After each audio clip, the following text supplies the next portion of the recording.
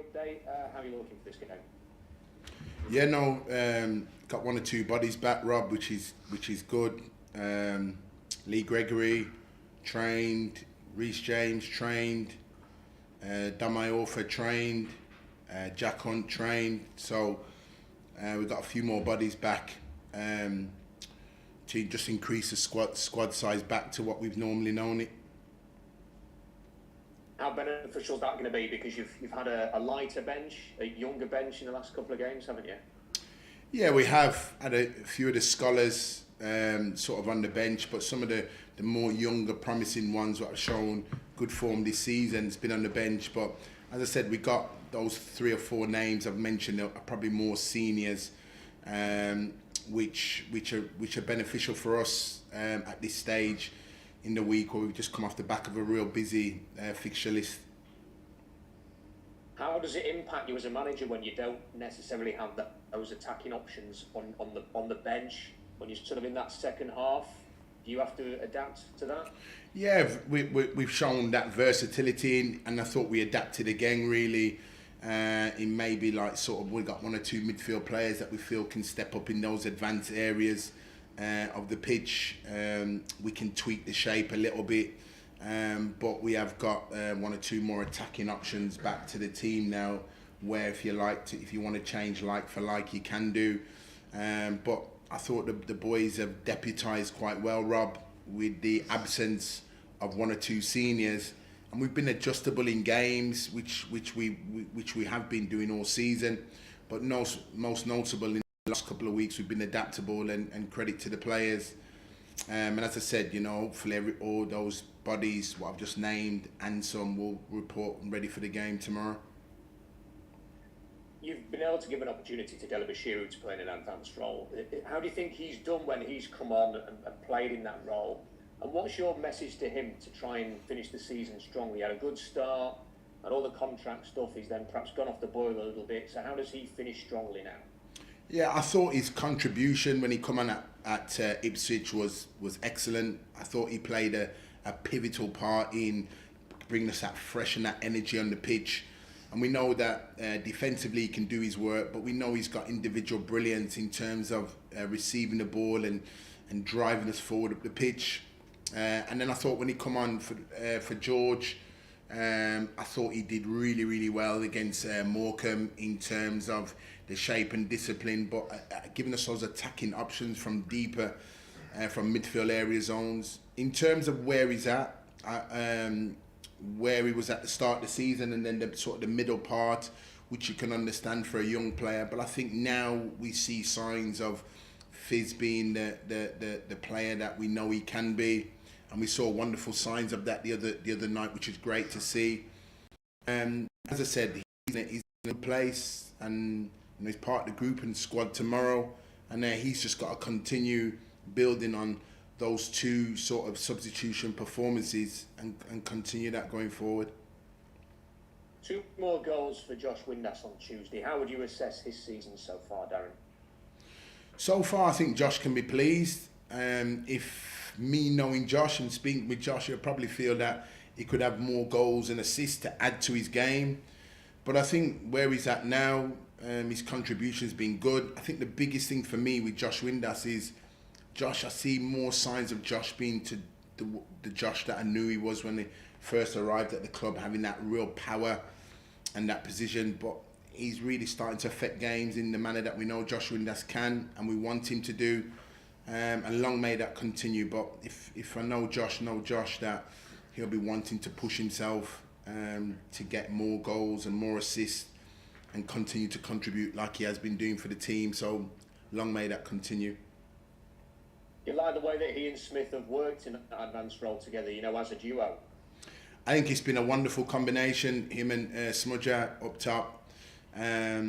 You can almost look at it as not so much a little and large act, but you can do in terms of the different components both of them bring and attributes they bring.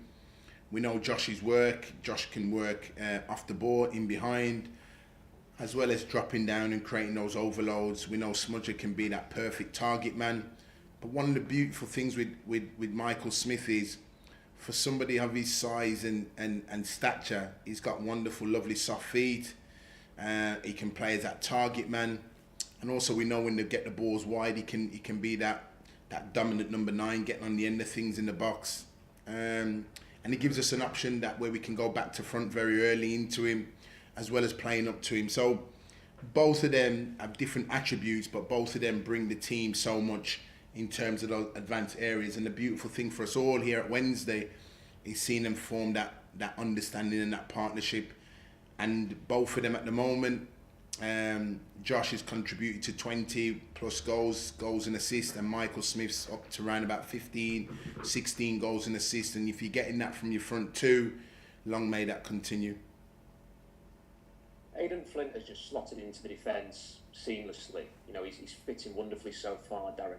Is it too soon to think that maybe you'd like to keep him beyond this season, that you want to make him a part of this football club moving forward, not just on a loan? I think he's been exceptional since he's come in. I think since he's arrived, he's shown a level of experience, maturity, focus, precision, a team player.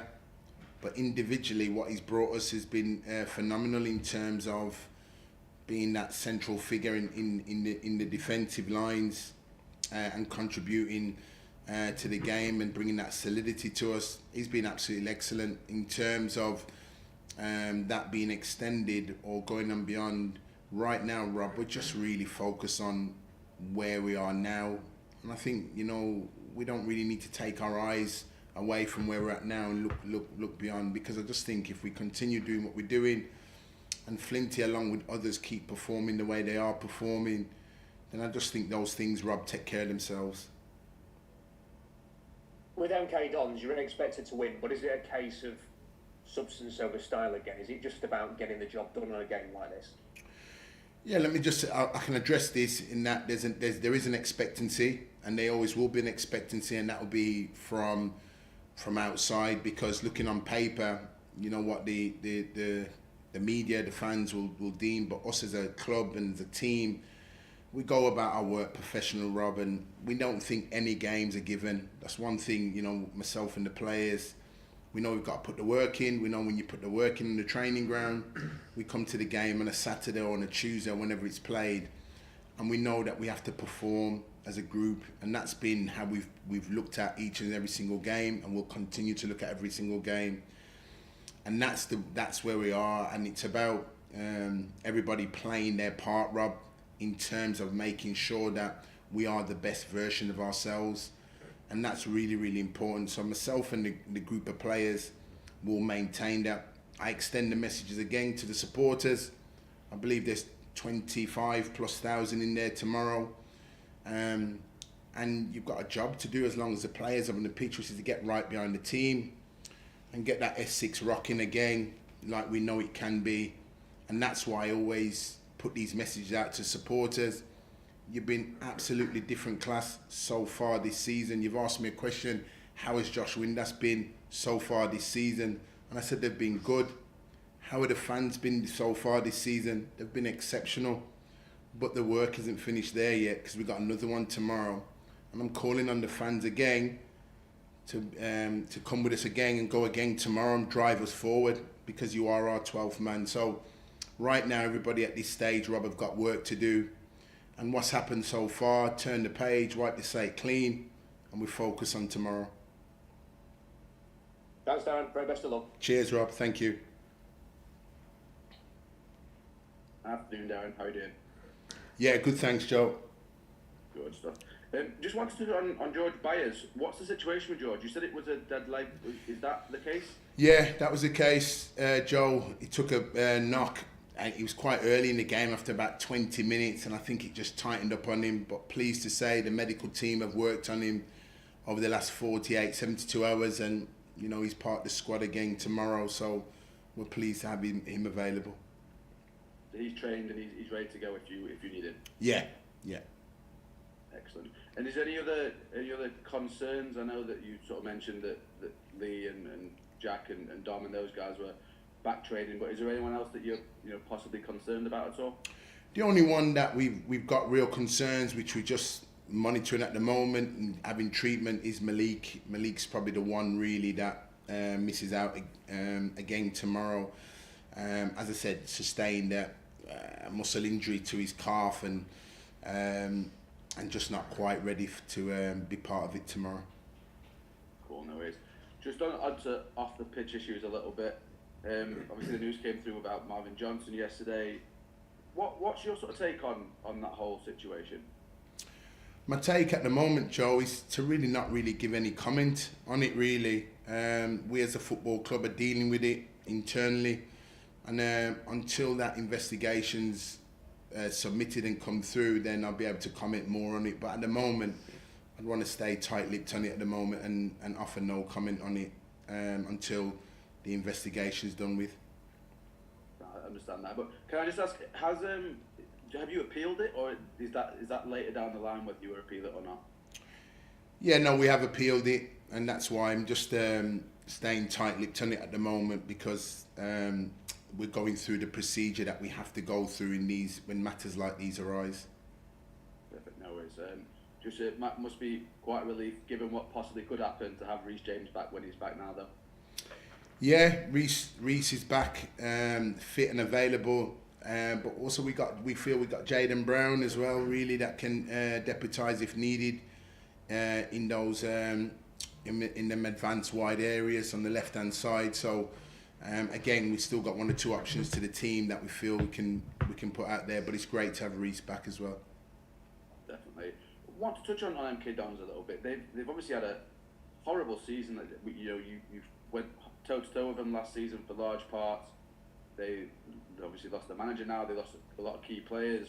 Wickham had a tough start to the season as well. You know, when other teams have faltered after that sort of disappointment in the playoffs, how pleased are you that the sort of improvement at Wednesday has been almost constant all the way through? Yeah, I mean, it has been a constant through, but it's quickly, Joe, analysing what you deem. Remember last year, I didn't look on, for me as an individual, I never looked on last year as a disappointment. I looked on last year as making significant steps for this football club going forward. We said to you at the end of that, you know, that Derby County game, that I said it to you straight afterwards. It's about moving the club forward, and the focus and aim was to move Sheffield Wednesday forward. In the 2 years since, have we done that? You'd arguably say we've done that in terms of the culture, the mentality of the football club, with the employees that work with inside the club, and the support base outside the club. There's more of a unity with us and a oneness and a togetherness in moving this club forward. And from the outside, the club looks more aligned, and there's more unity, which is everybody again. It's not just one individual, it's everybody playing their part in it. So looking at that's been right. Getting the right mentality on the football pitch and trying to adopt winning football, however that may come, because I don't think you can play one-dimensionally. You've got to be able to be adjustable. And we have shown a capacity of being adaptable with games, which I think we've had to do.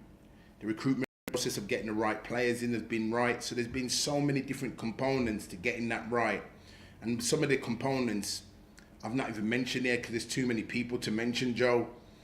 But listening to this, all the people listening to this will know the significant part that he and she has played in getting Wednesday to where it is. So we take nothing for granted, probably looking at one or two other clubs that may have been in the same position as us last season. Sheffield Wednesday's on its own journey, Joe, and that's where we are. And certainly me as a manager, I don't look to anybody else. It's what can we do in here to improve this wonderful football club going forward. And my message has always been clear to the players and to the supporters. I've got one message to everybody in terms of that. Let's keep working hard for this football club and playing our part in whatever area you're working in or supporting in, and keep moving this club forward. There's so much work ahead of us, Joe, to do, continuation of what we're doing.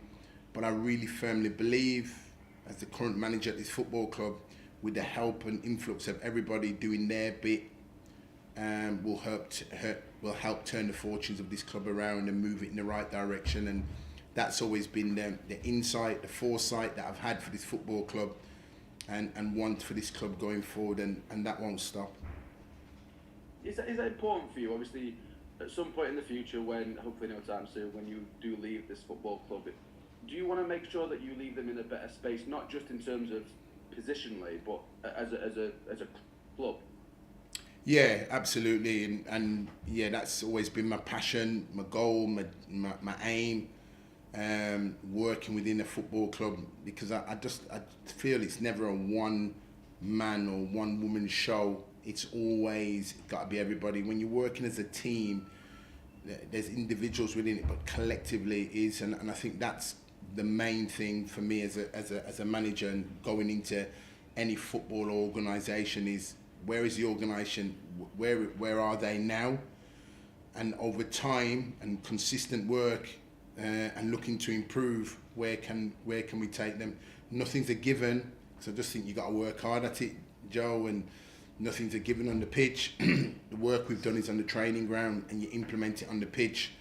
And over the course of time, we've seen areas of that improve. We've seen the momentum in terms of the crowd and the understanding and the togetherness improve. And that's always been my aim, is to include everybody. So my message is clear for everybody to be a part of this, and you are a part of it. You're not alone in this. Everybody's a part of it. On this journey, and we're all sharing it together, and I'm really grateful to be in this position where I can put those messages out, but I never ever feel I'm a lone figure in this. Everybody's playing their part. Brilliant. Sort of touching on the future a little bit, you've got a lot of the youngsters sort of training with the first team at the moment, a couple of guys in the squad as well. I noticed Leo Joe Davidson was one of the guys who's been with you this week. It's about this time last year where you started making decisions on the kids who possibly weren't in the plans going forward. Is that going to be the same this time around, where you want to let them know early if that is going to be the case? Yeah, I mean, we're not at that stage yet, because I think there's been a good significant steps by the youngsters in bridging that gap with the first team. Obviously this season we've had more reduced numbers in what deemed first team players. So it's given the opportunity for some of them youngsters to step up and train with us regularly, and for the first team staff along with myself to have a look at their development and where they currently are as a group. I feel there's been significant strides as well made, Joe, with the academy and the young players and the structure of the academy bridging that gap with the first team. I really feel there's been big strides and needs to be continued strides. And we've said all along that, you know, there's three or four of them that the aim was to be training with us now as a group, and certainly looking to come back in pre-season and be part of the first team numbers, coming and stepping on and bridging that gap and coming back. And even though you may be deemed a young player, you're looking to start afresh with the first team. So the progression towards the end of this season is integrating them in, but certainly when they get into the summer and come back in, they've got to be ready to partake a real physical pre-season with the first team, and start those games in pre-season when you get a real good look at them against tough opposition, and see how much of that bridge in the gap in terms of where they've come from. And then you start making decisions. Do they need to go on loan? Can you see them staying in the building? Can you part your plans? Are they starters? So all those kind of components go with the young players. And the message has always been there, and certainly in the next technical board meeting, I'm already giving you pointers to yourself and the supporters what will be taking place in that technical board meeting. Excellent. Just lastly from me, am I right in saying you brought Jonathan Lecco through the ranks at West Brom when you were there? Obviously at MK Dons now. As a manager, as someone who's had the different roles within football that you've had, how nice is it to come up against players that you brought through, and how much pride do you take in it? Given how many players don't make it, and to have played your part in his career? Yeah, an excellent question, because there's many players in this industry. It's a real tough one to get through, and to see Lico as we know him, to see him carving out his career and playing the way he is at the moment is really, really good to see. He's playing with an element of freedom. He's a gifted individual. And he plays the game with a smile on his face, which is wonderful to see, really. but somebody that we've known from a real young age, and seen that potential from a young age. I'm sure for what he's wanting to do, he show a level of consistency to his game, and keep playing in that manner, and trying to be effective in how we know he can be.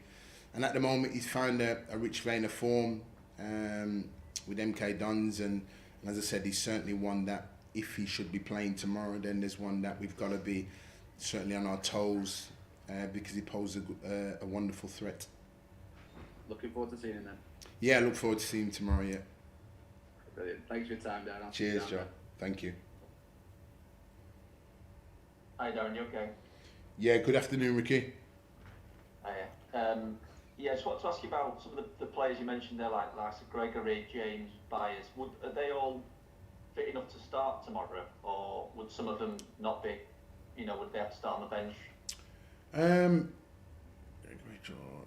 Yeah, no, I think they're in a position where they're all in a position where they can start. Why do I say that? Is, I suppose, you don't know the dynamics of how the game can go, who's starting and who may be on the bench. That they're on the bench because potentially we don't know how the game could go, and they could get thrown on. Hopefully not if you're the subs, because that's not what we want to do. But you've always got to be ready.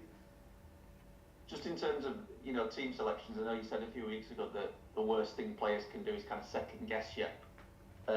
Is that something that you're kind of conscious of? Not necessarily not naming an unchanged side, but kind of keeping the players on the toes so that there's no, lax or easing off by players that they think, oh yeah, I'm definitely going to start every single game. Yeah, no, for me, it's not so much keeping them on their toes. It's keep giving them the message that when you play, you're expected to play at a level and a consistency and perform for the football club, because that's ultimately is written in any of the players' contracts. But we really emphasises that here. So it's really keeping the whole squad and group of players ready. I suppose because you can't second guess me, they don't know when they're going to play from when they're not going to play. So they've got to be in that position where they are ready to perform, and that's where the team is at really. And I think we've been adaptable like that, Ricky, throughout the season, and we'll continue to do so. So it's not so much me keeping them on the toes, it's the individuals not knowing when and where they're going to get called upon, but they're expected to perform to a level, because we've always trained and prepared the mindset and physicality in terms of being ready for the situation and the opportunity. Just on MK Dons, I know you touched on it a bit there with Joe. They finished a point off automatic promotion last season. I mean, I know they've lost a lot of, quality players for this level. Parrott, I think Twine was there as well. Have you kind of been surprised at their drop off? Because obviously yourselves and Wickham have maintained that level near the top. They've kind of gone the opposite direction, haven't they, this season? Yeah, I suppose so, but there's probably been a lot of change. I suppose there's been a lot of change at management level and players, personnel. There's certainly been a lot of change here in terms of players.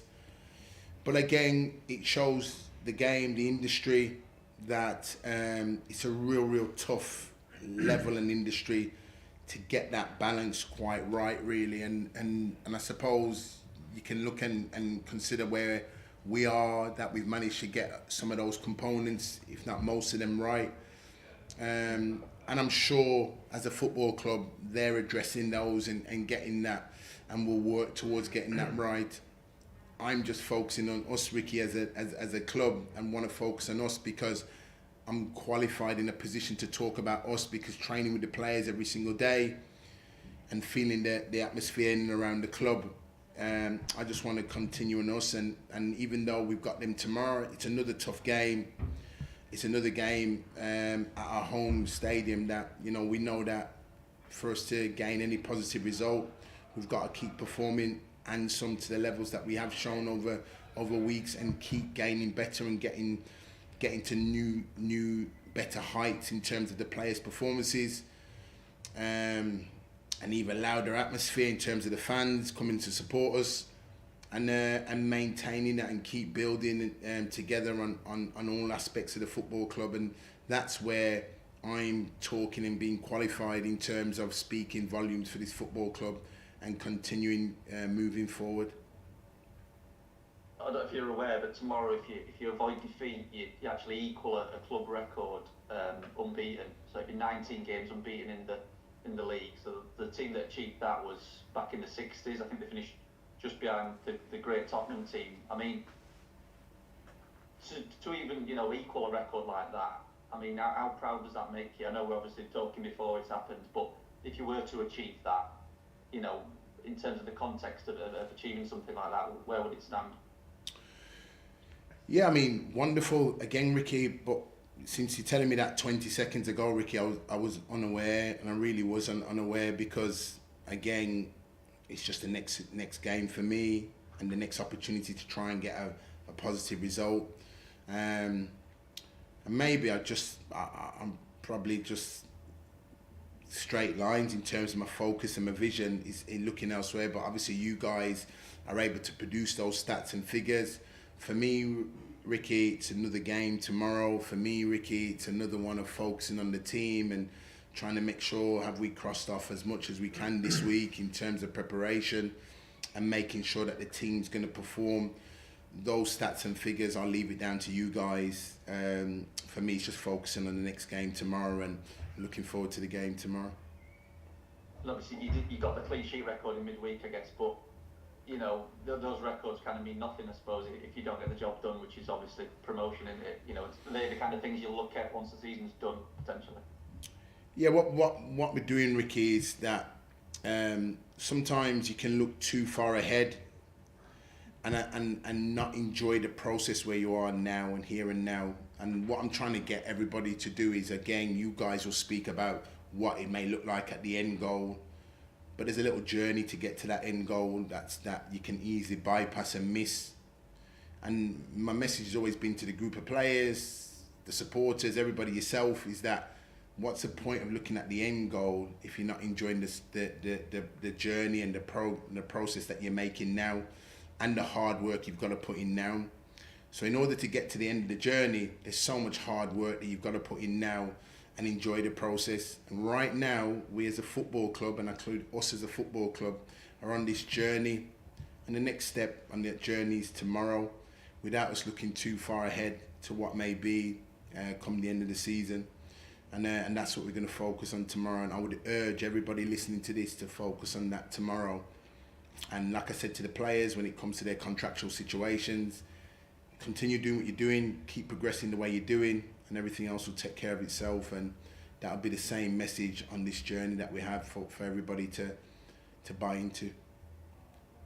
Stuff. And just lastly, certain Mr. Warnock's back in football, obviously not too far away at Huddersfield. First of all, were you surprised that he's kind of U-turned on his retirement? And also, he's 74. Could you see yourself managing at that age? Be fantastic. I'm really pleased to see him back.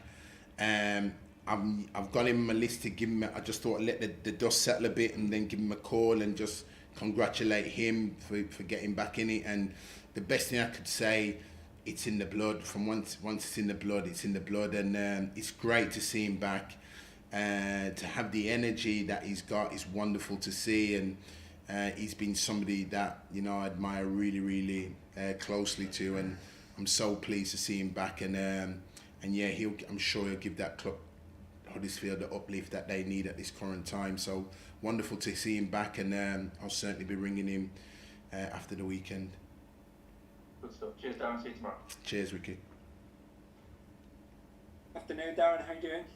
Yeah, good. Thanks, Stu. Afternoon. Good. Darren, I just wanted to ask him. Liam Palmer and Cameron Dawson have been important parts of what you've done this season. They've obviously come through the ranks. They're fans of the club as well. I just wonder how important it is as a football club to have characters with that sort of background within your group. Yeah, and it's lovely that it's a real special noise when you hear the fans sing. He's one of our own. And they sing. Individually or collectively, both their names, and it's wonderful to have that. It's a special when you have that really with Dawson, Liam Palmer. They currently are now shining that beacon towards the academy. But what we want to do is create 1 or 2 new ones out the academy. But the both of them have been exceptional this season, and credit to the both of them, the level that they've been showing.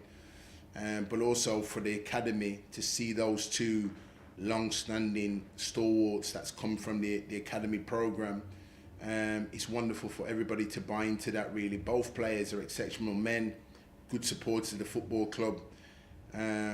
When I listened to Liam Palmer's journey when he was a young boy supporting the club, it's a proud moment as a manager, really, that you've got those within the football club, families local in the area that's impacted by it. So it's wonderful to see them, both of them. And as I said, you know, they have definitely opened the door and paved the way for more academy products to come through and prospects to come through and get into the first team and have a wonderful career that those 2 are showing at the moment. Yeah, I mean, that's the aspect I wanted to ask about, really. How important is it that door is always open? And obviously, so long as they're good enough, the young lads in the academy get the opportunity. Yeah, the door's open. The door's open.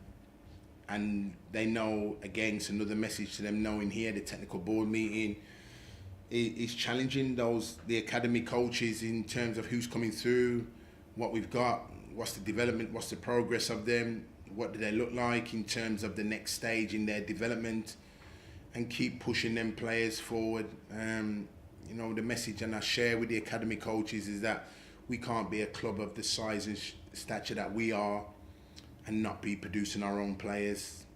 So there's a real challenge right through the tier of the football club in terms of the coaching, good grass time, good whether you're on the grass or 3G or whether the coaches may be, they're playing a part with this club in terms of getting them young players into the first team.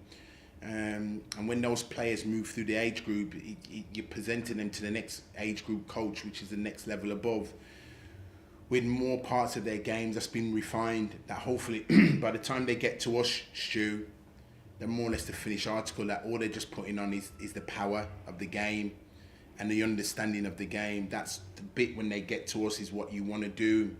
And it's the bits and pieces where probably Sean, Rio, Adam, probably Cads, just to name a few that the supporters have seen around the team, what they are doing is changing that mindset into getting the power and precision and understanding the game, understanding at first team level, which is never too far in between. So the progression's been really, really good.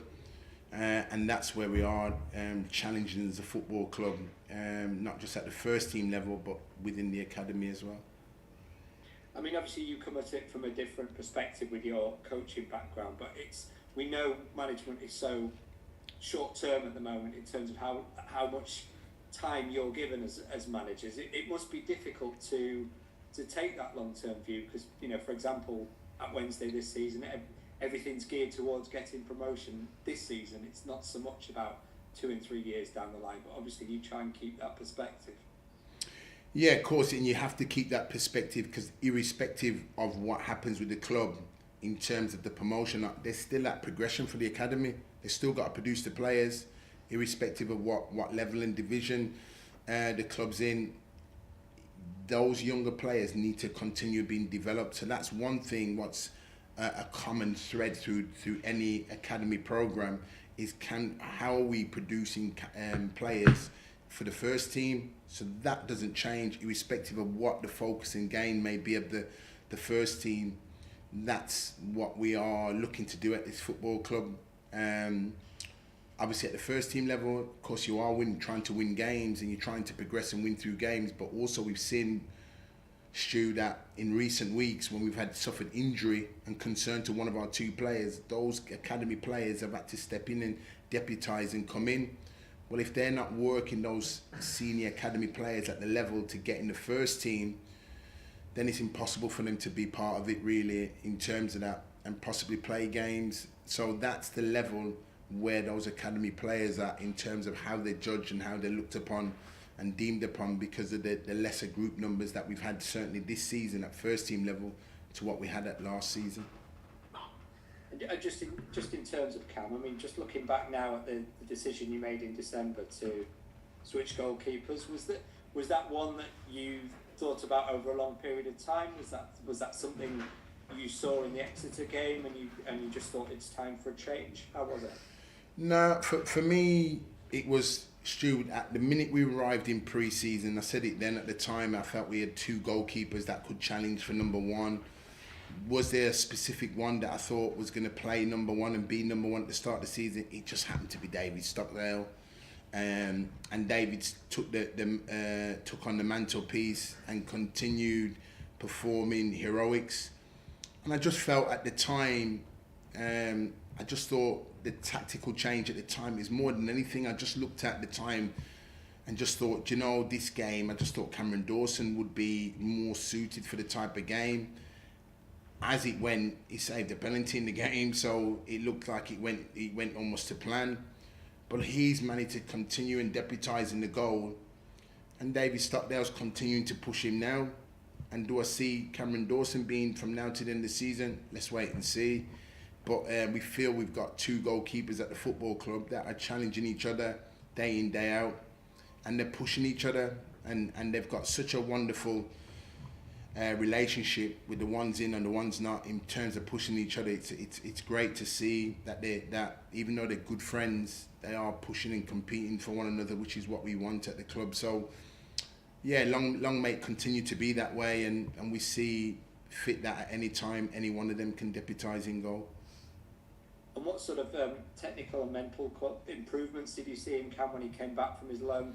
Yeah, that made you think he was ready to push like that? Excellent. So what we saw in Cameron Dawson was obviously a goalkeeper that had suffered an injury, wasn't getting the game time, needs the game time. As you can see, he's a big man. Getting the game time gives you decision making, angles of approach to the ball, defending your goal, angles of approach to the ball at your feet. All these things were on a repetition. The mindset and mentality of playing in front of a crowd and getting his 3 points on a Saturday and being part of a promotion team that he was at Exeter and helping them. But what we needed from him was to get 40 odd games in the season, because we knew, looking at him at the start of the pre-season before he went away to the pre-season when he come back, was a far different. Just his agility, his speed, his decision making. I went to watch him at a game last season when me and Adriano Basso, our goalkeeping coach, went to Mansfield and watched them play Mansfield against Exeter, and I thought he was exceptional then. And even then I'd made up my decision in my mind to say, yeah, he's at the level that we expect him to be at, and that was last season when he played at Mansfield against Exeter. So when we had the call in the summer to retake him back for another second season loan, I had an easy decision to make to say no, that was not going to be happening, because he was going to be back with us competing and challenging for number 1, because he'd put himself back in that mindset. And I assured him this season that it was open for grabs for any one of them. I really assured him, and on the performance level, they'd get given the opportunity, and both players have taken that. But if we're speaking about Cameron Dawson as an individual, he certainly has done that, and it's great to see. Brilliant. Well, thank you very much for your time, Darren. Good luck. Cheers. Thank you.